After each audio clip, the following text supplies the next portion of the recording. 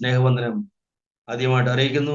ഇന്നത്തെ എൻ്റെ ചിന്താവിഷയം ലജ്ജിപ്പിക്കാത്ത ദൈവം, അല്ലെങ്കിൽ God who never allow our faces to be ashamed എന്നുള്ളതാണ്. ലജ്ജിപ്പിക്കാത്ത ദൈവം. ആധാരമായിട്ട് നമുക്ക് വേദഭാഗം വായിക്കാം. 34 സംഘത്തിന് 5-ാമത്തെ വാക്യം, സാംസ് 34:5. അവങ്കിലേക്ക് നോക്കിയവർ പ്രകാശിതരായി, അവരുടെ മുഖം ലജ്ജിച്ചു പോയതുമില്ല. Thank you. അവങ്കിലേക്ക് നോക്കിയവർ പ്രകാശിതരായി, അവരുടെ മുഖം ലജ്ജിച്ചു പോയതുമില്ല. അതിന്റെ ചിന്താവിഷയം ഞാൻ ആദ്യം പറഞ്ഞല്ലോ. ലജ്ജിപ്പിക്കാത്ത ദൈവം, അല്ലെങ്കിൽ God who never allow our faces to be ashamed എന്നാണ്. ആ ചിന്താവിഷയത്തെ ആധാരമാക്കി ചില ദൈവകർത്താവ് ലജ്ജിപ്പിക്കാതിരുന്ന, അല്ലെങ്കിൽ മുഖം പ്രകാശിപ്പിച്ച ചില വ്യക്തിജീവിതങ്ങളെ കുറിച്ച് ഇന്ന് രാത്രികാലങ്ങളോട് സംസാരിച്ച ശേഷമായിട്ട് എൻ്റെ വാക്കുകൾക്ക് വിരാമം കുറിക്കാൻ ഞാൻ ആഗ്രഹിക്കുന്നു. ആദ്യമായിട്ട് നമുക്ക് ശദ്രക്, മേശക്, അബേദ്നെഗോവിനെ കുറിച്ച് ചിന്തിക്കാം. ദാനിയേൽ പ്രവാചന പുസ്തകം 3-ാം അധ്യായത്തിന്റെ 1 മുതൽ വാക്യങ്ങൾ അത് കാണുന്നത്. ഒരു വാക്യം മാത്രം വായിക്കാം, ബാക്കി നിങ്ങൾ പിന്നെ വായിച്ചു നോക്കിയാൽ മതി. ദാനിയേൽ 3:1. നെബൂഖദ്നേസർ രാജാവ് പൊന്നുകൊണ്ട് ഒരു ബിംബം ഉണ്ടാക്കി. അതിന്റെ ഉയരം 60 മുഴവും വണ്ണം 6 മുഴവും ആയിരുന്നു. അവൻ അതിനെ ബാബേൽ സംസ്ഥാനത്ത് ദുരാ സമഭൂമിയിൽ നിർത്തി. Thank you. ആ അധ്യായം മുഴുക്കി അതിനെക്കുറിച്ചാണ് പറഞ്ഞേക്കുന്നത്. അവരുടെ ചരിത്രം അതുകൊണ്ട് എല്ലാം കൂടെ വായിക്കുന്ന സമയമില്ലാത്ത വായിക്കുന്നില്ല. നിങ്ങൾ ബാക്കിയുള്ള വാക്യങ്ങൾ ഇത് കഴിയുമ്പോൾ നിങ്ങൾ തന്നെ വായിച്ചു നോക്കിയാൽ മതി. അപ്പോൾ ദാനിയേൽ 3-ന്റെ 1 മുതലുള്ള വാക്യങ്ങൾ പിന്നെ വായിച്ചു നോക്കിയാൽ മതി. അവിടെ നമുക്ക് ശദ്രക്, മേശക്, അബേദ്നെഗോവിന്റെ ചരിത്രം കാണാൻ സാധിക്കും.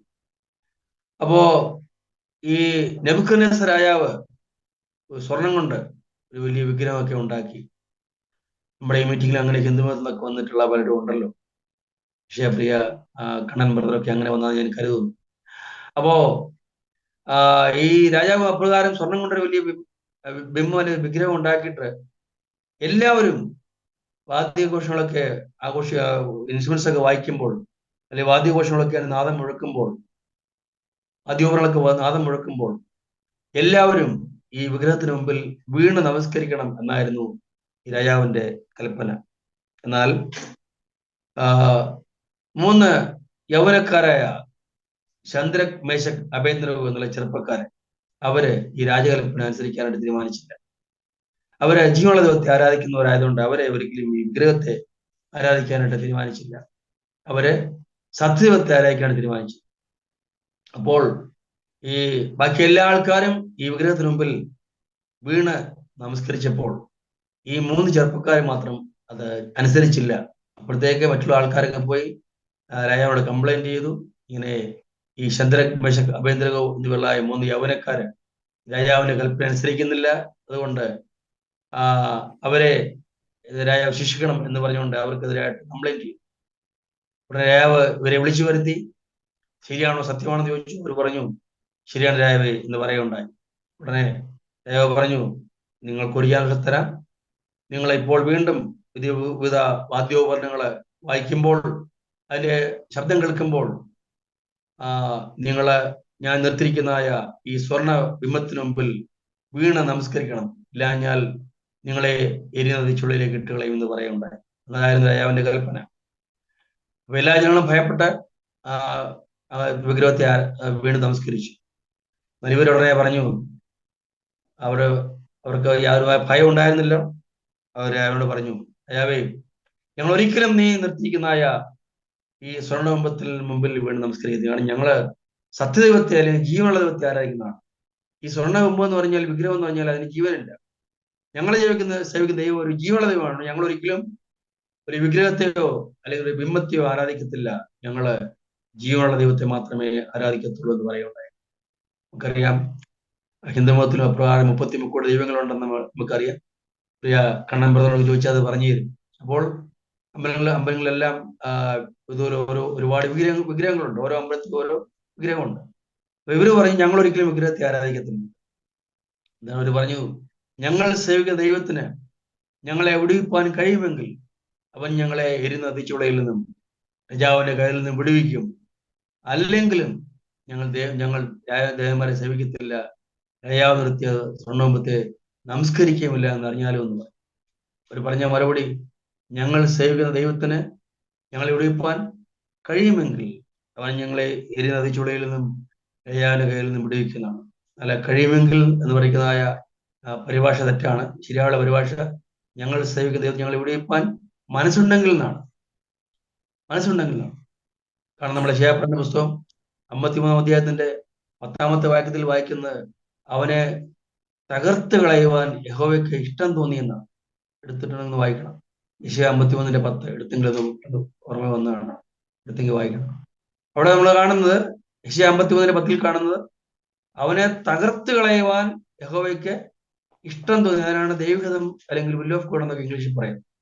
അപ്പൊ നമ്മുടെ കർത്താവിന്റെ കാൽകുരിശ് മരണത്തെക്കുറിച്ച് പ്രവചനം കർത്താവ് ജനിക്കുന്നതിന് 70 വർഷം മുമ്പ്, അല്ലെങ്കിൽ BC 8-ാം നൂറ്റാണ്ടിൽ ജീവിച്ച പ്രവാചകനായ യെശയ്യാ പ്രവാചകൻ പ്രവചിച്ച വാക്യം നമ്മൾ ഞാൻ പറഞ്ഞത് ആ അധ്യായമാണ് യെശയ്യാ പ്രവചനം 53-ാം അധ്യായം. എന്നാൽ അവനെ തകർത്ത് കളവാൻ യഹോവയ്ക്ക് ഇഷ്ടം തോന്നി, അവൻ അവനു കഷ്ടപ്പെടുത്തി. മതി. അപ്പോൾ അതാണ് ദൈവഹിതം അല്ലെ വിൽ ഓഫ് ഗോഡ് എന്ന് പറയുന്നത്. അവനെ തകർത്ത് കളയുവാൻ, കാൽകുരിശിൽ യേശു കർത്താവിനെ തകർത്ത് കളയാൻ പിതാവ് ദൈവത്തിന് ഇഷ്ടം തോന്നി. അപ്പോൾ ഇവിടെയും അത് തന്നെയാണ് അവർ പറഞ്ഞൊരർത്ഥം. ഞങ്ങൾ സേവിക്കുന്ന ദൈവത്തിന് ഞങ്ങളെ വിടിയിപ്പാൻ മനസ്സുണ്ടെങ്കിൽ അല്ലെങ്കിൽ ഇഷ്ടമുണ്ടെങ്കിൽ ഞങ്ങളെ വിടുവിക്കും. ഇനി അഥവാ മുമ്പേ നമ്മൾ വായിച്ചു കേട്ട പോലെ തകർത്ത് കളയാനാണോ, അല്ലെ നശിപ്പിച്ചു കളയാനാണോ, അല്ലെ കത്തിച്ചു കളയാനാണോ ഇഷ്ടമെങ്കിൽ അങ്ങനെ ആയിക്കോട്ടെ, ഞങ്ങൾ ദൈവത്തിന് വിട്ടുകയാണ്. അതുകൊണ്ട് ഞങ്ങൾ സേവിക്കുന്ന ദൈവത്തിന് ഞങ്ങൾ വിടിയിപ്പാൻ കഴിയുമെങ്കിൽ എന്നല്ല, പിന്നെ മനസ്സുണ്ടെങ്കിൽ എന്നാണ് ശരിയായുള്ള പരിഭാഷ. മനസ്സുണ്ടെങ്കിൽ അവൻ ഞങ്ങളെ തിരിച്ചുള്ളതിൽ നിന്നും രാജാവിനെ കയ്യിൽ നിന്നും വിടുവിക്കും. അല്ലെങ്കിലും ഞങ്ങളെ വിടുവിക്കാൻ ദൈവത്തിന് കഴിവില്ലെങ്കിൽ എന്നല്ല, മനസ്സില്ലെങ്കിൽ. ഞങ്ങളെ തിരിച്ചുള്ള വിടുവിപ്പാൻ ദൈവത്തിന് മനസ്സില്ലെങ്കിലും ഞങ്ങൾ ഒരിക്കലും, ലെങ്കിലും എന്ന് പറഞ്ഞാൽ ഞങ്ങളെ വിടുവിപ്പാൻ മനസ്സില്ലെങ്കിലും എന്ന് അതിന്റെ അർത്ഥം. ഞങ്ങൾ ഒരിക്കലും ഈ രാജാവിന്റെ ദേവന്മാരെ സേവിക്കത്തില്ല, രാജാവ് നിർത്തിയ സ്വർണ്ണകുംഭത്തെ നമസ്കരിക്കില്ല എന്ന് അറിഞ്ഞാലും ഉത്തരം പറയും. യിരെമ്യാ 32:27 കാണുന്ന എടുക്കാൻ പറ്റും, ഇങ്ങനെ എടുത്ത് വായിക്കണം, പെട്ടെന്ന് ഓർമ്മ വന്നാണ്. യിരെമ്യാ 32:27 വായിക്കുന്നത്, ദൈവകർത്താവ് പറയാണ്, ഞാൻ സകലയിടത്തിന് ദൈവമായ യഹോവയാകുന്നു, എനിക്ക് കഴിയാത്ത വല്ല കാര്യമുണ്ടോ. 27, ഞാൻ സകലയിടത്തിന് ദൈവമായ യഹോവയാകുന്നു, എനിക്ക് കഴിയാത്ത വല്ല കാര്യമുണ്ടോ. ഞാൻ സകലയിടത്തിന്റെയും ദൈവമായ യഹോവയാകുന്നു, എനിക്ക് കഴിയാത്ത വല്ല കാര്യമുണ്ടോ. കണ്ടോ? അപ്പോൾ ദൈവത്തിന് കഴിയാത്ത ഒറ്റ കാര്യമില്ല. പിന്നെ എന്താ വിഷയം? മനസ്സുണ്ടോ ഇല്ലെന്നുള്ള വിഷയം. നമ്മൾ വായിച്ചു യെശയ്യാ 53:10 വായിച്ചു, അവനെ തകർത്ത് കളയാൻ യഹോവയ്ക്ക് ഇഷ്ടം തോന്നി. രണ്ടും ചേർത്ത് വായിക്കണം. അപ്പൊ അത് ദൈവത്തിന് ഇഷ്ടമുണ്ടെന്നാണ് തകർത്ത് കളയാനായിട്ട്. അപ്പൊ ഇപ്പൊ നമ്മൾ വായിച്ചു കേട്ടത്, ഞാൻ സകലയിടത്തിന് ദൈവമായ യഹോവയാകുന്നു, എനിക്ക് കഴിയാത്ത വല്ല കാര്യമുണ്ടോ. ഇതിനർത്ഥം ദൈവത്തിന് കഴിയാത്ത ഒറ്റ കാര്യം. അതുകൊണ്ട് തീർച്ചയായിട്ടും ദൈവത്തിന് ഇവരെ വിടിയിപ്പാൻ കഴിയും എന്നുള്ള അണ്ടർസ്റ്റുഡാണ്, 100% സത്യമായ കാര്യം. പക്ഷെങ്കിൽ വിടുവിക്കാൻ മനസ്സുണ്ടോ ഇല്ലയോ എന്നതാണ് വിഷയം. അല്ലാതെ കഴിയുന്നില്ലെന്നല്ല അർത്ഥം. അതുപോലെ തന്നെ നമുക്കറിയാം, പുതിയ നിയമത്തിലേക്ക് വരുമ്പോൾ ഗബ്രിയേൽ ദൂതൻ മറിയയുടെ അടുത്ത് വന്നിട്ട് മറിയോട് നീ ഒരു മകനെ പ്രസവിക്കും എന്ന് പറയുമ്പോൾ ആ മറിയ പറയുന്നുണ്ട്, ഞാന് പുരുഷനെ പോലും അറിയുന്നില്ല, എൻ്റെ കല്യാണം പോലും കഴിഞ്ഞിട്ടില്ല, പിന്നെ എങ്ങനെയാണ് ഞാൻ ഗർഭിണിയായിട്ടൊരു മകനെ പ്രസവിക്കുന്നത് പറയുണ്ടായി. ഉടനെ അവിടെ ഗബ്രിയേൽ ദൂതൻ മറിയോട് പറയാണ്, ദൈവത്തിന് ഒരു കാര്യവും അസാധ്യമല്ലല്ലോ. മത്തായി 1:27 കാണിക്കുന്നു. ദൈവത്തിന് ഒരു കാര്യവും അസാധ്യമല്ലല്ലോ. അപ്പൊ ഗബ്രിയേൽ ദൂതൻ മറിയോട് അവിടെയും പറയുന്നത്, ദൈവത്തിന് ഒരു കാര്യവും അസാധ്യമല്ലോ എന്നാണ് പറഞ്ഞത്. ദൈവത്തിന് ഒരു കാര്യവും അസാധ്യമല്ലല്ലോ. അപ്പോൾ ഗബ്രിയേൽ ദൂതൻ മറിയോട് പറയുന്നു, റെഫറൻസ് കറക്റ്റ് അല്ല, ഗബ്രിയേൽ ദൂതൻ മറിയോട് പറയുന്നത് പ്രകാരമാണ്, ദൈവത്തിന് ഒരു കാര്യവും അസാധ്യമല്ലോ എന്നാണ്. അപ്പൊ അവിടെയും നമ്മൾ കാണുന്നത് ദൈവത്തിന് എല്ലാ കാര്യവും സാധിക്കും. ഞാൻ സ്ഥലത്ത് ദൈവമായ യഹോവ എനിക്ക് കഴിയാത്ത വല്ല കാര്യമുണ്ടോ. അപ്പൊ ദൈവത്തിന് എല്ലാ കാര്യങ്ങളും സാധിക്കും എന്നുള്ളത് 100% സത്യമായ കാര്യമാണ്. അപ്പൊ അതുകൊണ്ട് തീർച്ചയായിട്ടും ദൈവത്തിന് ഇവരെ വിടിയിപ്പാൻ കഴിയും എന്നുള്ള ഉറപ്പാണ്. എന്നാൽ മനസ്സുണ്ടെങ്കിൽ എന്നാണ് അവർ പറഞ്ഞതിന്റെ അർത്ഥം. എന്നാൽ നമുക്കറിയാം, അത് രാജാവിന് ഇഷ്ടപ്പെട്ടില്ല. തിരിച്ചുള്ള ശക്തി 7 മടങ്ങ് വർദ്ധിപ്പിക്കാൻ പറഞ്ഞു. അവരെ തന്റെ പട്ടാളത്തിലെ ശക്തന്മാരെ ആൾക്കാരെ വിളിച്ചിട്ട് പറഞ്ഞു, ഇവരെ കൈകാര്യം ബന്ധിച്ച് ഈ ഇരുന്ന തീച്ചുളയിലേക്ക് എറിയാനും പറഞ്ഞു. എന്നാൽ ആ തീച്ചുള 7 മടങ്ങ് വർദ്ധിപ്പിച്ചതുകൊണ്ട് ഇവരെ കൊണ്ടുപോയ പട്ടാളക്കാരെ അഗ്നിയാൽ ദഹിപ്പിച്ചു കളഞ്ഞു. നമ്മളോട് അവിടെ വായിക്കും, ദാനിയേലിന്റെ പുസ്തകത്തിൽ 3-ാം അധ്യായത്തിൽ വായിക്കും. എന്നാൽ പെട്ടെന്ന് രാജാവ് നോക്കിയപ്പോൾ 3 പേരെ കൊണ്ട് എറിഞ്ഞത്, എന്നാൽ ഇതാ 4 പേരെ കെട്ടഴിഞ്ഞ് നടക്കും. പെട്ടെന്ന് രാജാവ് തന്നെ മന്ത്രിമാരൊക്കെ ചോദിച്ചു, മന്ത്രിമാരെ നമ്മള് 3 പേരല്ലേ ഇട്ടത്, അതായത് 4 പേര് കിടക്കുന്നു, 4-ാമത്തിന്റെ രൂപം ഒരു ദൈവത്തിനോട് തുല്യനായിരിക്കുന്നു എന്ന് പറഞ്ഞപ്പോൾ രാജാവിന് അത് വിശ്വസിക്കാൻ പ്രയാസമായിട്ട് തോന്നി. രാജാവ് പെട്ടെന്ന് ആ തീച്ചൂടെ അടുത്തേക്ക് എന്നിട്ട് അവരെ വിളിച്ചു പുറത്തേക്ക് വരാനത് അവരോട് പറഞ്ഞു. ചന്ദ്രയ്ക്ക് മേശയ്ക്ക് അഭ്യന്തരവേ, നിങ്ങൾ തീക്ക് വെളിയിലേക്ക് വരുവാനെന്ന് പറഞ്ഞു. അങ്ങനെ വന്നപ്പോൾ അവർക്ക് യാതൊരുമായ കുഴപ്പം തട്ടിയിട്ടില്ല. അവരുടെ വസ്ത്രത്തിന് ഒരു കരിഞ്ഞ മണം ഉണ്ടായില്ല. അവിടെ ഒരു രോമം പോലും കരിഞ്ഞു പോയില്ല. അവർക്ക് യാതൊരുമായ തീയുടേതായ മണമൊന്നും ഉണ്ടായില്ല എന്ന് മനസ്സിലാക്കി. നമുക്കറിയാം, നമ്മുടെ കൈ വല്ലതും അല്പം രോമം വല്ലതും തീ കൊണ്ടൊന്ന് കരിഞ്ഞാൽ ഭയങ്കര നാറ്റമായിരിക്കും. ഒരു വസ്ത്രവും തീ കൊണ്ട് കരിഞ്ഞാൽ കരിഞ്ഞ മണം ഉണ്ടായിരിക്കും വസ്ത്രത്തിന്, അല്ലേ? അപ്പൊ ഇത് ഒന്നും ഉണ്ടായില്ല. അവരുടെ മുടി പോലും കരിഞ്ഞില്ല, ഒരു കരിഞ്ഞ നാറ്റം ഉണ്ടായില്ല. അവർ വസ്ത്രത്തിനും തീ കൊണ്ട് കരിഞ്ഞായ ഒരു നാറ്റം ഉണ്ടായില്ല. അപ്പോൾ അവിടെയും ദൈവകർത്താവ് അവരെ സഹായിക്കുകയും വിടുകയും ചെയ്ത കാര്യം അറിഞ്ഞപ്പോൾ അയാൾ ഉടനെ കൽപ്പന തിരുത്തി.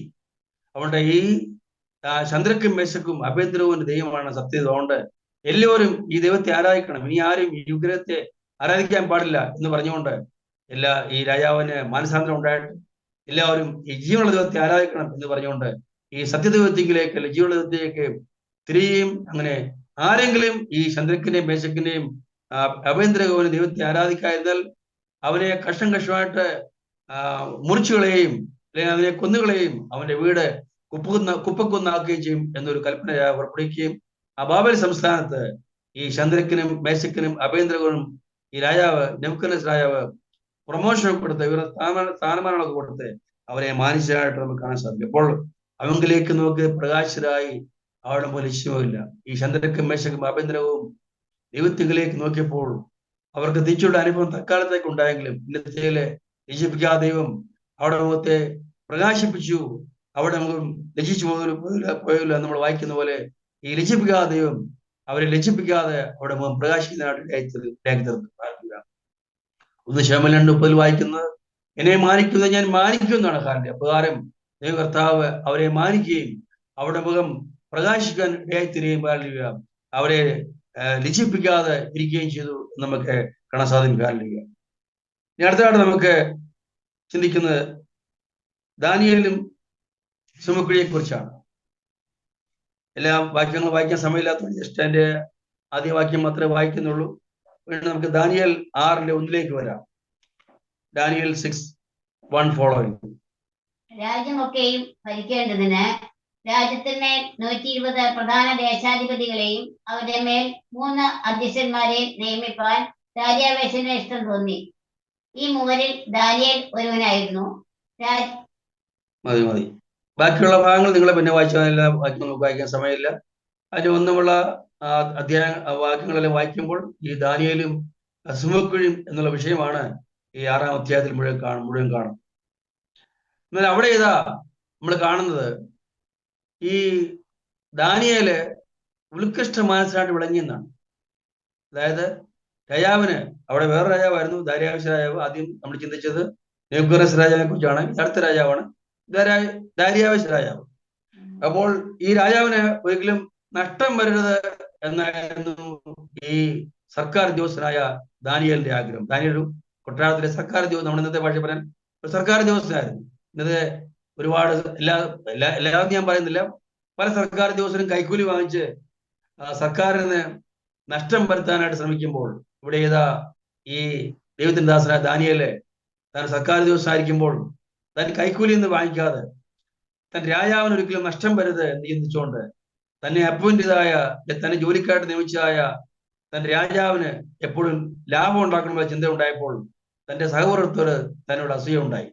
അപ്പൊ താന് ഒരു ഉത്കൃഷ്ട മനസ്സിനായിട്ട് വിളങ്ങിയോണ്ട് തന്റെ കൊളീഗ്സ് അല്ലെങ്കിൽ തന്നെ കൂടെ ജോലി ചെയ്തായ സർക്കാർ ഉദ്യോഗസ്ഥർക്ക് ഈ കൈക്കൂലി ഒന്നും വാങ്ങിക്കാൻ പറ്റാഞ്ഞുകൊണ്ട്, നമുക്കറിയാം പല സർക്കാർ ഓഫീസിൽ ചെയ്യുമ്പോൾ അവിടെയും ഒരു കൈക്കൂലി വാങ്ങിക്കുന്ന മുമ്പ് ഞാൻ പറഞ്ഞല്ലോ, നമുക്കറിയാം അനുഭവമുള്ള കാര്യം ആണല്ലോ.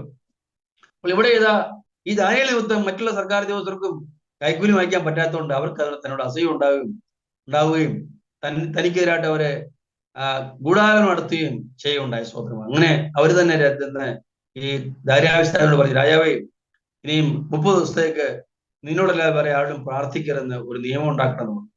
അങ്ങനെ അവരെ രാജാവ് ഇതിനോട് പറഞ്ഞപ്പോൾ രാജാവ് സമ്മതിച്ചു. എന്നാൽ ഈ ദാനിയേലിനെ കൊടുക്കാൻ വേണ്ടിയാണ് ചെയ്തതെന്ന് രാജാവിന് അറിയത്തില്ല എന്നുകൊണ്ടാണ് സമ്മതിച്ചത്. എന്നാൽ പിന്നെയാണ് ഈ രാജാവ് അറിയുന്നത് ഇവർ ഈ ഗൂഢാലോചന നടത്തിയത് ഈ ദാനിയേലിനെ കൊടുക്കാൻ വേണ്ടിയായിരുന്നു. അപ്പോൾ 30 ദിവസത്തേക്ക് രാജാവിനോട് മാത്രമേ പ്രാർത്ഥിക്കാൻ പാടുള്ളൂ നിയമം ഉണ്ടാക്കിയപ്പോൾ തനിക്കെതിരെ രേഖ ഉണ്ടാക്കിയെന്ന് ഈ ദാനിയേൽ മനസ്സിലാക്കിയപ്പോൾ താൻ മുമ്പേ ചെയ്തു വന്ന പോലെ ദിവസം 3 പ്രാവശ്യം താൻ തന്റെ ദൈവത്തിന്റെ സന്നിധിയിൽ മുട്ടുകുത്തി പ്രാർത്ഥിച്ച് സ്തോത്രം ചെയ്ത് നമ്മൾ കാണും. അപ്പോൾ ഇവർ നോക്കിയപ്പോൾ ഒരു കുറ്റവും കണ്ടെത്താണ്ട് കഴിഞ്ഞില്ല.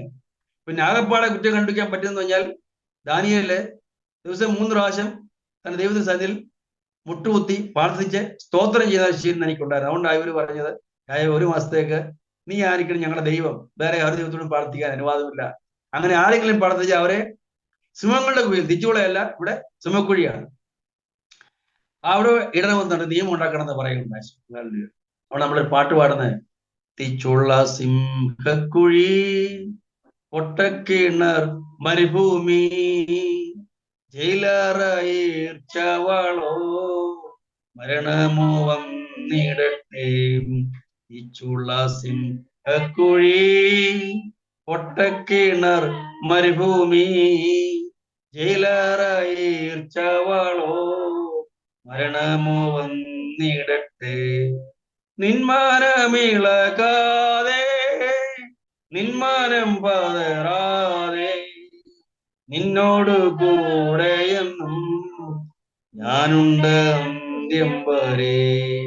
നിന്മാനമിളകാതെ നിന്മാനം പതറാതെ നിന്നോട് കൂടെയെന്നും ഞാനുണ്ട് അന്ത്യം വരെ. അപ്പോൾ ചന്ദ്രക്കനും മേശകനും അവനവനും കിട്ടിയത് തീച്ചുപോളയാണ്, എന്നാൽ ഇവിടെ കിട്ടിയത് സിംഹക്കുഴിയാണ്. അതാ പാട്ടുകാരൻ പാടുന്നത്. എന്തുവിടെ വന്നോട്ടെന്നാ പാടുന്നത്. എന്നാൽ ഇവിടെയും ദാനിയേലിന് ഒരു പ്രശ്നം ഉണ്ടായിരുന്നു. കാരണം തനിക്കെതിരെ രഹ കേട്ടപ്പോൾ യാതൊരു പേടിയും തനിക്ക് ഉണ്ടായില്ല.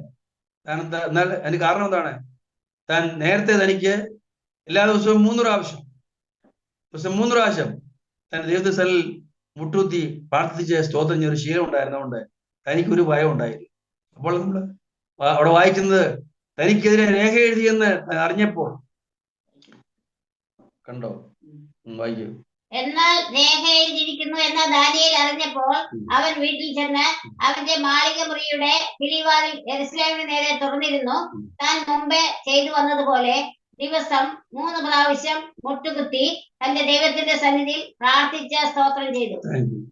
അപ്പോൾ തനിക്കൊരു കുലുക്കം ഉണ്ടായില്ല. നമ്മൾ വേറെ ഭാഗത്ത് വായിക്കുന്നത് എടുക്കുന്നില്ല. യഹോവയിൽ ആശ്രയിക്കുന്നവരെ കുലുങ്ങാതെ എന്നേക്കും ഉറച്ചു നിൽക്കുന്ന സിയോൻ പർവ്വതം പോലെയാകുന്നു. ഹല്ലേലൂയ, സ്തോത്രം, ഹല്ലേലൂയ.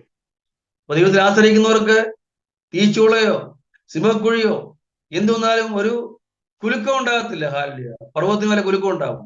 അപ്പൊ അതുപോലെ തന്നെ ഒരു പർവ്വതം കുലുങ്ങാൻ നിൽക്കുന്ന പോലെ തന്നെ ദൈവത്തിൽ ആശ്രയിക്കുന്ന ഒരു വ്യക്തിക്ക് തീച്ചൂളയോ സിംഹക്കുഴിയോ എന്ത് വന്നാലും ഒരിക്കലും അവർക്ക് ഒരു കുലുക്കം ഉണ്ടാകത്തില്ലെന്നാണ് ആ വാക്യത്തിന്റെ അർത്ഥം. ഹല്ലേലൂയ. 112 സംഗതി 8-ാമത്തെ വാക്യത്തിൽ എടുക്കേണ്ട അവിടെ കാണുന്നത്, മനുഷ്യരെ ആശ്രയിക്കുന്നതിനേക്കാൾ യഹോവയിൽ ആശ്രയിക്കുന്ന നല്ലത്, പ്രഭുക്കന്മാരിൽ ആശ്രയിക്കുന്നതിനേക്കാൾ യഹോവയിൽ ആശ്രയിക്കുന്നില്ല. അപ്രകാരം യഹോവയിൽ ആശ്രയിക്കുന്ന അല്ലെങ്കിൽ സത്യദൈവത്തിൽ ആശ്രയിക്കുന്ന അല്ലെങ്കിൽ ജീവനുള്ള ദൈവത്തിൽ ആശ്രയിക്കുന്ന അല്ലെങ്കിൽ വിഗ്രഹങ്ങളിൽ ആശ്രയിക്കാതിരിക്കുന്ന വ്യക്തികൾക്ക് ഒരിക്കലും ഏതെല്ലാം വിധത്തിലുള്ള കട്ടതയോ പ്രയാസം ഉണ്ടായാലും കുലുങ്ങേണ്ടത് ആവശ്യമില്ലെന്നാണ് എൻ്റെ അർത്ഥം. അതുകൊണ്ട് ദാനിയേലിന് കുലുക്കമൊന്നും ഉണ്ടായില്ല. എന്നാൽ താൻ മുമ്പ് ചെയ്യുന്ന പോലെ അന്നും അപ്രകാരം തന്നെ തന്റെ ദൈവത്തിന്റെ സ്ഥലിൽ മുട്ടുകുത്തി പ്രാർത്ഥിച്ച് 3 പ്രാവശ്യം മുട്ടുകുത്തി പ്രാർത്ഥിച്ച് സ്തോത്രം ചെയ്തു. ഈ കാര്യം ശത്രുക്കൾ അറിഞ്ഞിട്ട് രാജാവിനോട് പോയി പറഞ്ഞു, രാജാവെ, ഇങ്ങനെ ദാനിയേല് നിന്റെ കൽപ്പന അനുസരിക്കുന്നില്ല എന്ന് പറയുമ്പോൾ രാജാവിന് തന്റെ കൽപ്പന മാറ്റാൻ പറ്റാത്തതുകൊണ്ട് അവരെ ദാനിയേലിനെ രാജാവ് അനുവദിക്കുകയും അങ്ങനെ അവരെ തന്റെ ശത്രുക്കള് തന്നെ സിംഹത്തിന്റെ മുഖിലേക്ക് കൊണ്ടിടുകയും ചെയ്തു. എന്നാൽ അവിടെ ദാനിയേൽ ഇപ്രകാരം ദിവസം 3 പ്രാവശ്യം മുട്ടുകുത്തി പ്രാർത്ഥിച്ച് സ്വാധീന വ്യക്തിയായതുകൊണ്ട് തന്നെ രക്ഷിക്കുന്നതിനായിട്ട് ദാനിയേലിനെ സിംഹക്കുഴിയിലേക്ക് ഇടുന്നതിന് മുമ്പായിട്ട് ദൈവകർത്താവ് തന്റെ ദൂതനെ അയച്ച് ആ സിംഹങ്ങളുടെ എല്ലാം വായ അടച്ചു കളഞ്ഞു. സ്തോത്രം, ഹല്ലേലൂയ, സ്തോത്രം, സ്തോത്രം, സ്തോത്രം. അപ്പോൾ അപ്രകാരം അതുകൊണ്ട് ഒരു സിംഹത്തിനും ദാനിയേലിനെ ആക്രമിക്കാനോ തിന്നാനോ പറ്റിയില്ല. ഹല്ലേലൂയ, സ്തോത്രം. വേറെ ദേവദാസൻ ഒരിക്കൽ പറയുന്നത് കേട്ടു, എനിക്ക് അതിനെക്കുറിച്ച് അറിയത്തില്ല, അദ്ദേഹം പറഞ്ഞു കേട്ടതാണ്. ഈ സിംഹങ്ങളൊക്കെ ഈ വാ വിളിക്കുമ്പോൾ ഭയങ്കരമായ നാറ്റം അതിന്റെ വായിൽ നിന്നുണ്ടാവുന്ന പറഞ്ഞത്. അപ്പോൾ 2 വർഷം വാ വിളിച്ചാൽ നാറ്റം പോലും രാവിലെ ആക്രമിക്കും. അതുകൊണ്ട് ദൂതനയച്ച് വായ അടച്ചപ്പോൾ 2 ഗുണമുണ്ടായി. ഈ വായിൽ നിന്നുള്ള നാറ്റവും വരത്തില്ല, പിന്നെ ഈ സിംഹത്തിന് ദാനിയേലിനെ കച്ചീറാൻ പറ്റും. അങ്ങനെ 2 ഗുണം ദൈവകർത്താവ് അവിടെ ദാനിയേലിനെ കൊടുത്തു. ദൂതനയച്ച് എല്ലാ സിംഹങ്ങളെയും വായ അടച്ചു കളഞ്ഞുകൊണ്ട് ഇവിടെ ശാന്തമായിട്ട് കിടന്ന് വിശ്രമിക്കാനും ഉറങ്ങാനും ഒക്കെയും ദാനിയേൽ ദൈവകർത്താവ് സഹായിച്ചു. നേരം വെളുത്തപ്പോൾ അന്ന് രാത്രി രാജാവിന് ഉറക്കം വന്നില്ല. നേരം വെളുത്തപ്പോൾ സിംഹത്തിന്റെ ഗുഹയുടെ വാതിലിൽ ചെന്ന് രാജാവ് ദാനിയേലിനെ വിളിച്ചു. അത്യുന്നത ദൈവത്തിന്റെ ദാസനായ ദാനിയേലേ, നീ സേവിക്കുന്ന ദൈവം നിന്നെ വിളിച്ചു രക്ഷിച്ചോ എന്ന് ചോദിച്ചപ്പോൾ ദാനിയേൽ പറഞ്ഞു, രാജാവേ, ഞാൻ സേവിക്കുന്ന ദൈവം ഇന്നലെ രാത്രി തന്റെ ദൂതനയച്ച് എല്ലാ സിംഹങ്ങളുടെ വായ അടച്ചു കളഞ്ഞുകൊണ്ട് ഒരു സിംഹവും എനിക്കൊരു പോറലും വരുത്തില്ല എന്ന് പറയുണ്ടായി. പെട്ടെന്ന് ദാനിയേലിനെ ആ സിംഹത്തിൽ വലിച്ചേറ്റാൻ രാജാവിന്റെ പട്ടണക്കാട് പറയുകയും അവർ തന്നെ ആ സിംഹങ്ങളുടെ ഗുഹയിൽ നിന്ന് വലിച്ചേറ്റുകയും ചെയ്തു. സ്തോത്രകാരന്. എന്നാൽ അതിനുശേഷം തനിക്കെതിരെ ഗൂഢാലോചന നടത്തി അയക്കുന്നതായ തന്റെ എല്ലാ ശത്രുക്കളെയും അവിടെ ഭാര്യമാരെയും മക്കളെല്ലാം കുടുംബമായിട്ട് പിടിച്ച് ഈ സിംഹങ്ങളുടെ ഗുഹയിലേക്ക് ഇട്ടിടാനായിട്ട് രാജാവ് വേറെ കൽപ്പന പുറപ്പെടുവിക്കുകയും, എന്നാൽ ആ സമയത്ത് ആ ദൂതൻ അവിടുന്ന് മാറിയതുകൊണ്ട്, അല്ലെങ്കിൽ കരിക്ക് കയറി പോന്നതുകൊണ്ട് ആ സിംഹങ്ങളെല്ലാം വായ തുറന്നിരിക്കുകയായിരുന്നു. ആ സമയത്ത് ഇവര് ശത്രുക്കളെ ഈ ഗുഹയുടെ അടിയിലേക്ക് എത്തിച്ചതിന് പാടിനെ സിംഹങ്ങളെല്ലാം ഹൈജമ്പ് ചാടി അവരെല്ലാം പിടിച്ച് അവരെ കൊല്ലുകയും അവിടെ അസ്ഥിയെല്ലാം ഒടിച്ചു കളയുകയും ചെയ്തു നമ്മൾ വായിക്കുന്ന കാര്യം. വേറൊരു ദൈവാസന പ്രകാരം അതിനെക്കുറിച്ച് തന്റെ ഭാവനയിൽ പറയുണ്ടായി. ഈ ദാനിയേലിനെ സിംഹത്തിന്റെ ഗുഹയിൽ കിടന്നതിന് മുമ്പായിട്ട് ദൈവം തലരാത്രിയിൽ ഈ സിംഹങ്ങളൊക്കെ പറഞ്ഞു, ഞാൻ നാളെ നിങ്ങളെ സ്കൂളിലൊക്കെ പിള്ളേരെ അധ്യാപകരൊക്കെ പരിശോധിക്കാനായിട്ട് AEO DO അയക്കത്തില്ല സർക്കാർ. ഇതുപോലെ തന്നെ നാളെ നിങ്ങളെയൊക്കെ പരിശോധിക്കുകയാണ്. ഞാനൊരു എക്സാമിനറെ നിങ്ങളുടെ ഗുഹയിലേക്ക് അയക്കും. നിങ്ങളൊക്കെ വളരെ മര്യാദയ്ക്ക് ഇരുന്നോണം, അതുകൊണ്ട് അവനെ നിങ്ങൾ സ്വീകരിച്ചു വേണം എന്ന് പറഞ്ഞുകൊണ്ട് ഒരു കൽപ്പന സിംഹങ്ങൾക്ക് കൊടുത്തു. സൂപ്പർവൈസർ അയക്കും. അതുകൊണ്ടാണ് സിംഹങ്ങളെ അനങ്ങാതിരുന്നാണ് ഒരു ദൈവാസൻ തന്റെ ഭാവനയിൽ കൂടി പറയുണ്ടായി. എന്നാൽ 2ാം പ്രാവശ്യം പിറ്റേ ദിവസം ദാനിയേലിനെ ഗുഹയിൽ നിന്ന് പൊക്കിയ ശേഷം ദൈവം പിന്നെ സിംഹങ്ങളോട് പറഞ്ഞു, നാളെ നിങ്ങൾക്ക് ഞാൻ ആകാശത്ത് നിന്ന് മന്ന വർഷിപ്പിക്കാൻ പോവാ, അതുകൊണ്ട് നിങ്ങളെ ചാടി പിടിച്ചോണം, വരുമ്പോ തന്നെ തിന്നോണം എന്ന് പറഞ്ഞു. അതുപോലെ തന്നെ അവരെ നോക്കിയിരിക്കുകയായിരുന്നു. അന്നേരമാണ് പിറ്റേ ദിവസം ഈ ശത്രുക്കളെ പിടിച്ച് ഗുഹയിൽ ഇടുന്നതുകൊണ്ട് ആ താഴത്തിന് മുമ്പായിട്ട് സിംഹങ്ങൾ ചാടി ദൈവം പറഞ്ഞ തന്നെ അവരെ പിടിച്ച് കൊന്നു എന്നാണ് വേറൊരു ദിവസത്തിന്റെ ഭാവനയിൽ, ഇമാജിനേഷൻ എന്ന് പറയുന്നത്. ബൈബിളില്ല, തന്റെ ഭാവനയിൽ പറഞ്ഞൊരു കാര്യമാണ്. എനിവേ, ദൈവകർത്താവ് അവിടെയും ആ സിംഹക്കുഴിയിൽ നിന്ന് ദാനിയേലിനെ രക്ഷിച്ചു എന്ന് നമുക്ക് കാണാൻ സാധിക്കും. എന്റെ ചിന്താവിഷയം, അവങ്കിലേക്ക് നോക്കി പ്രകാശരായി അവിടും രക്ഷിച്ചു പോയതിൽ, അല്ലെങ്കിൽ രക്ഷിപ്പിക്കാത്ത ദൈവം എന്നുള്ളതാണ്. അപ്പോൾ 2ാമത്തെ വ്യക്തി ദാനിയേലായിരുന്നു. ദാനിയേൽ പ്രകാരം ദൈവത്തിൽ ആശ്രയിച്ചുകൊണ്ട് 3 പ്രാവശ്യം തന്റെ ദൈവസന്നിധിയിൽ എല്ലാ ദിവസവും മുട്ടുകുത്തി പ്രാർത്ഥിച്ച് സ്തോത്രം ചെയ്തുകൊണ്ട് തന്നെ ദൈവകർത്താവ് രക്ഷിക്കുകയും തന്റെ മുഖം പ്രകാശിക്കാൻ സഹായിക്കുകയും തന്റെ ശത്രുക്കളുടെ മുമ്പാകെ തന്നെ രക്ഷിപ്പിക്കാതിരിക്കുകയും തന്നെ എന്നെ മാനിക്കുക ഞാൻ മാനിക്കും എന്നുള്ള അനുപാരം ദൈവകർത്താവ് മാനിച്ചു എന്നും നമുക്ക് ഈ അധ്യായത്തിൽ നിന്ന് മനസ്സിലാക്കാൻ സാധിക്കാറില്ല. 3ാമതായിട്ട് പറയുന്നതായ വ്യക്തികളെ 2 സഹോദരിമാരാണ്. ഇതുവരെ നമ്മളെ സഹോദരിമാരെ കുറിച്ച് ചിന്തിച്ചത്. ഈ 2 സഹോദരിമാരെ കുറിച്ച് ചിന്തിക്കും. അതായത് നിങ്ങളാർക്കും സുപരിചിതരായ വ്യക്തികളാണ്. ഹന്നായും പെനിന്നായും 2 സഹോദരിമാരാണ്. വായിക്കാം. പറയട്ടെ. 1 ശമൂവേൽ 1-ന്റെ എത്രാമത്തെ വായിക്കാം? 2. 1 ശമൂവേൽ 1-2. എൽക്കാനയ്ക്ക് 2 ഭാര്യമാരുണ്ടായിരുന്നു. ഒരുത്തിക്ക് ഹന്ന എന്നും മറ്റവൾക്ക് പെനീന എന്നും പേർ. പെനീനായ്ക്ക് മക്കൾ ഉണ്ടായിരുന്നു, ഹന്നായ്ക്കോ മക്കളില്ലായിരുന്നു. 5-ാമത്തെ വായിക്കും. 5-6. 5-ാമത്തെ വായിക്കും. ഹന്നായ്ക്കോ അവൻ 6. യഹോവ അവളുടെ ഗർഭം അടച്ചിരുന്നതിനാൽ അവളുടെ പ്രതിയോഗി അവളെ വ്യസനിപ്പിപ്പാൻ തക്കവണ്ണം അവളെ മോഷിപ്പിച്ചു. Thank you. 1 ശമൂവേൽ 1-6 അധ്യായം മുഴുവൻ നിങ്ങൾ വായിച്ചു നോക്കിയാൽ മതി. എല്ലാം നമുക്ക് വായിക്കാൻ സമയമില്ലാത്തതുകൊണ്ട് പ്രധാനപ്പെട്ട 2 വാക്യം മാത്രമേ ഞാൻ വായിച്ചു. അധ്യായം മുഴുവൻ വായിച്ചാൽ ഈ ഹന്നയെ കുറിച്ചും പെനിനെ കുറിച്ചൊക്കെ നമുക്ക് കാണാൻ സാധിക്കും. സ്തോത്രം. അപ്പോൾ ഇവിടെ എൽക്കാന എന്ന് പറയുന്നതായ പുരുഷനാണ്. അന്ന് പഴയ നിയമത്തിൽ പോളിഗമി അല്ലെങ്കിൽ വിവിധ ഭാര്യാത്വം ഉണ്ടായിരുന്നു. എന്നാൽ നമ്മൾ പുതിയ നിയമത്തിലേക്ക് വരുമ്പോൾ ക്രിസ്ത്യാനികൾക്ക് 1-ൽ കൂടുതൽ വിവാഹം കഴിക്കാൻ അനുവാദമില്ല. എന്നാൽ ഹിന്ദു മതത്തിലും ഇസ്ലാം മതത്തിലും ഒക്കെ 1-ൽ കൂടുതൽ ഭാര്യമാരെ വിവാഹം കഴിക്കാൻ ഇപ്പോഴും അനുവാദമുണ്ട്. എന്നാൽ നമുക്ക് അതിന് അനുവാദമില്ല. എന്നാൽ പഴയ നിയമത്തില് അതിന് അനുവാദമുണ്ട്. അതിനാണ് പോളിഗമി അല്ലെങ്കിൽ വിവിധ ഭാര്യാത്വം എന്ന് പറയുന്നത്. പുതിയ നിയമത്തിലേക്ക് വരുമ്പോൾ ഒരു ക്രിസ്ത്യാനിക്ക് ഒന്നിൽ കൂടുതൽ ഭാര്യമാരെ വിവാഹം കഴിക്കാൻ അനുവാദമില്ല. അതുപോലെ സഹോദരിക്കും അതുപോലെ ഒരു ഭാര്യയ്ക്കും ഒന്നിൽ കൂടുതൽ ഭർത്താക്കന്മാർ വിവാഹം കഴിക്കാൻ അനുവാദമില്ല. അപ്പൊ ഇത് പഴയത്തിലെ കാര്യം പറയുന്നത്. അപ്പോൾ ആ പഴയത്തിലെ എൽക്കാന എന്ന് പറയുന്ന പുരുഷന് 2 ഭാര്യമാരുണ്ടായിരുന്നു. ഒരാളുടെ പേര് ഹന്ന, വേറൊരാളുടെ പേര് പെനിന്ന. എന്നാല് ഈ പെനിന്നയ്ക്ക് മക്കളുണ്ടായിരുന്നു, ഹന്നയ്ക്ക് മക്കളായിരുന്നു. കാരണം ദൈവം അവളുടെ ഗർഭം അടച്ചു എന്ന് 5-ാമത്തെ വാക്യത്തിൽ വായിക്കുന്നത്. 5-ാം വാക്യം ഒന്ന് വായിച്ചു, വേഴ്സ് 5. 1 ശമൂവേൽ 1:5 ആണോ? ഒന്ന് വായിക്കുക, 6-ാമത്തെ വാക്യം. യഹോവ അവളുടെ ഗർഭം അടച്ചിരുന്നതിനാൽ അവളുടെ പ്രതിയോഗി അവളെ വ്യസിപ്പിപ്പാൻ തക്കവണ്ണം അവളെ നശിപ്പിച്ചു. Thank you. അപ്പോൾ നമ്മൾ വായിച്ചു കേട്ട നേരത്തെ വായിച്ചാണ് 1 ശമൂവേൽ 1:6. അപ്പോൾ ഗർഭം അടച്ചതാരോ? ദൈവം അടച്ചു. അല്ലാതെ അവളുടെ കുറ്റം കൊണ്ടല്ല, ദൈവം ആ ഗർഭം അടച്ചു. അങ്ങനെയാണെങ്കിൽ നമ്മൾ ഒരുപാട് സ്ഥലം വായിക്കാൻ എടുക്കണ്ട. ആരും അടയ്ക്കാവണ്ണം തുറക്കുകയും ആരും തുറക്കാവണ്ണം അടയ്ക്കുകയും ചെയ്യുന്ന ദൈവത്തെ നമ്മൾ വായിക്കും.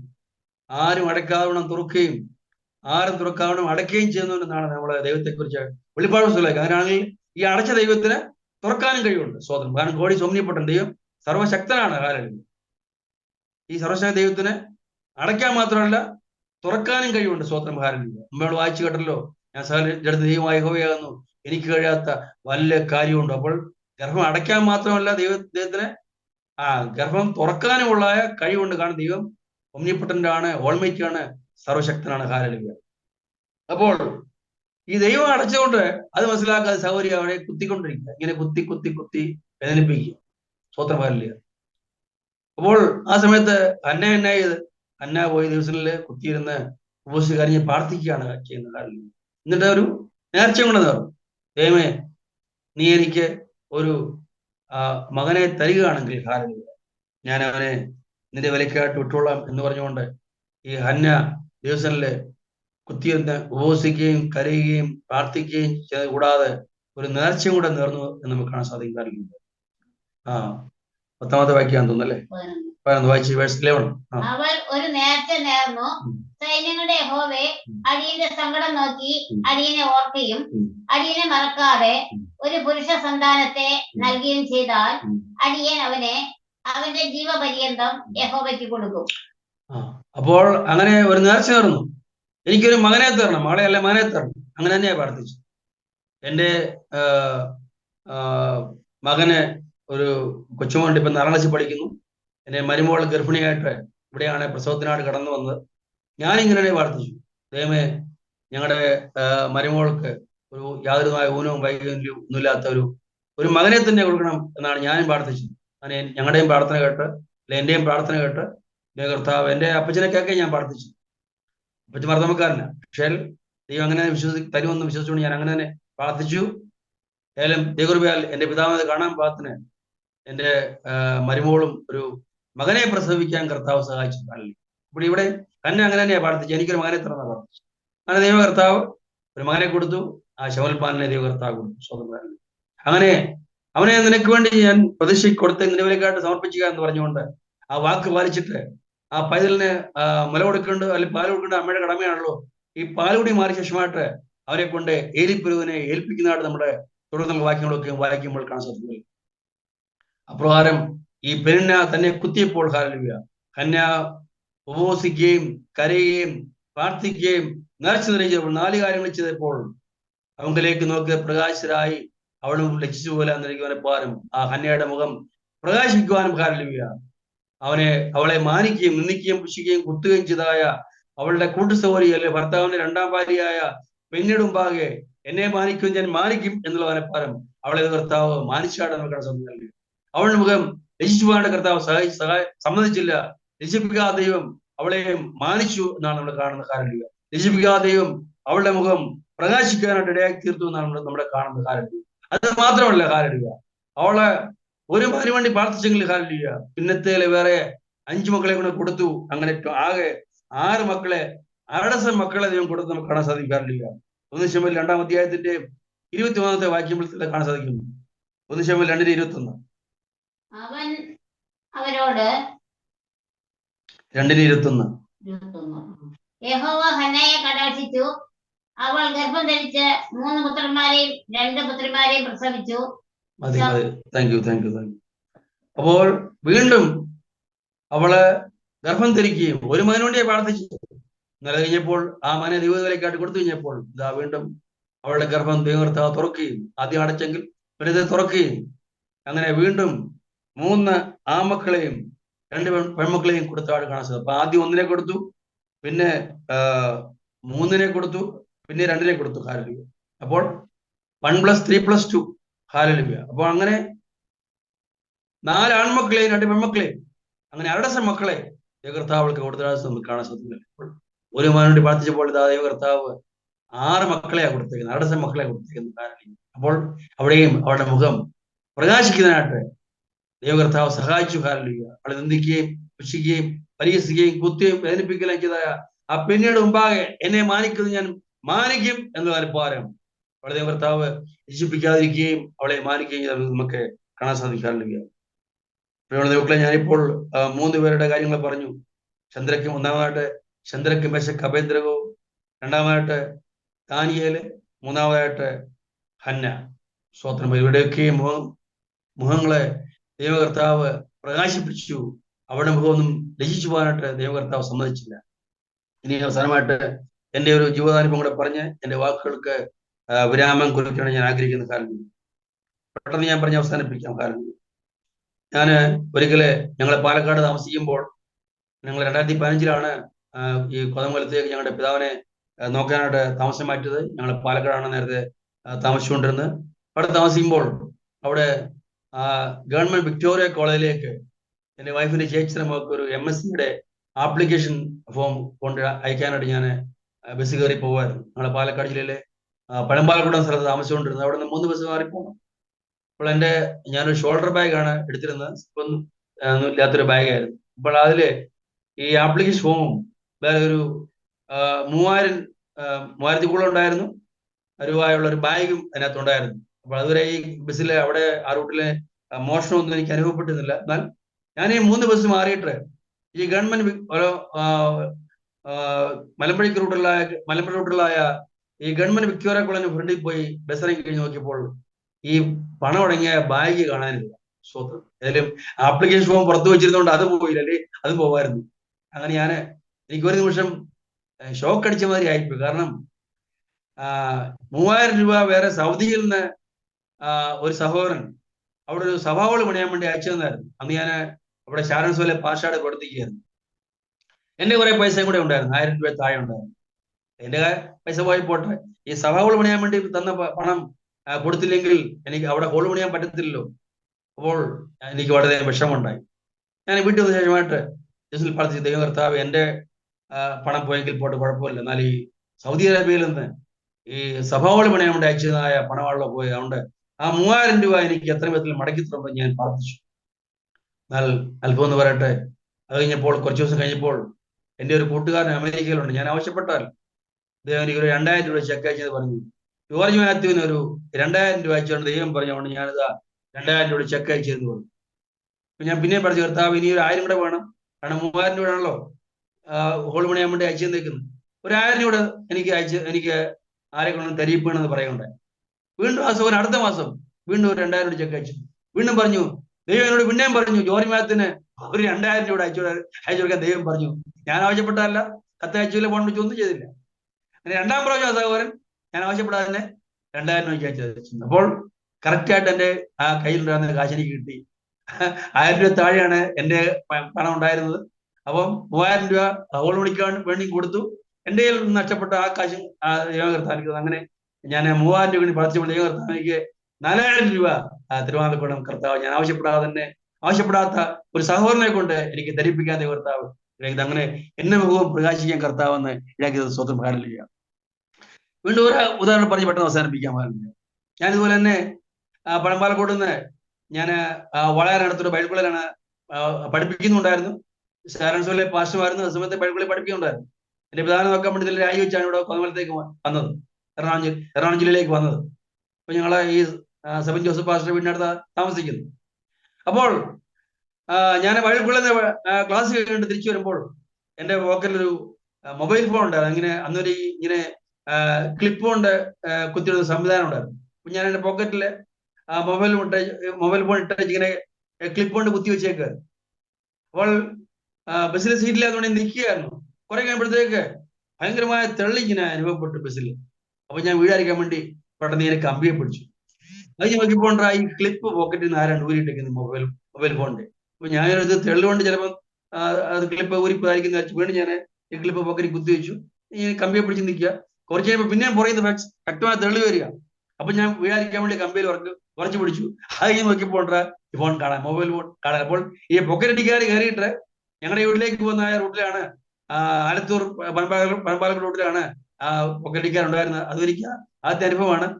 അപ്പോൾ അവരെ ഒരു ഗ്യാങ്ങായിട്ട് ഞാൻ ഇടയ്ക്കിപ്പോ കണ്ടക്ടറോട് ഇങ്ങനെ ശല്യം ഉണ്ട് ഈ റോഡില്. അന്നാലും ഞാൻ അറിയുന്നത് അവരായി തെള്ളൊക്കെ ഉണ്ടാക്കുന്നത്. അപ്പോൾ അവർ കൃത്യമായിട്ട് തെള്ളുണ്ടാക്കിയിട്ട് ഉള്ളാക്കുമ്പോൾ നമ്മള് ഈ വീഴാതിരിക്കാൻ വേണ്ടി കമ്പി പിടിക്കുമ്പോൾ ആ സമയത്താണ് ഒരു പോക്കറ്റ് അടിക്കുന്നത്. അപ്പൊ അങ്ങനെ മൊബൈൽ ഫോൺ എന്റെ പോക്കറ്റിൽ നിന്ന് പോയി. വീണ്ടും ഞാൻ കുത്തിയിരുന്ന് പ്രാർത്ഥിച്ചു, ഹല്ലേലൂയ. അപ്പോൾ അവങ്കിലേക്ക് നോക്കിയർ പ്രകാശിതരായി അവിടെ പോയി ലജ്ജിപ്പില്ല എന്നുള്ളതാണ് നമ്മുടെ കുറിവാക്യം, ഹല്ലേലൂയ. അപ്പോൾ ലജ്ജിപ്പിക്കാത്ത ദൈവം. വീണ്ടും ഞാൻ പ്രാർത്ഥിച്ചു, കർത്താവേ എന്റെ മൊബൈൽ ഫോൺ പോയി.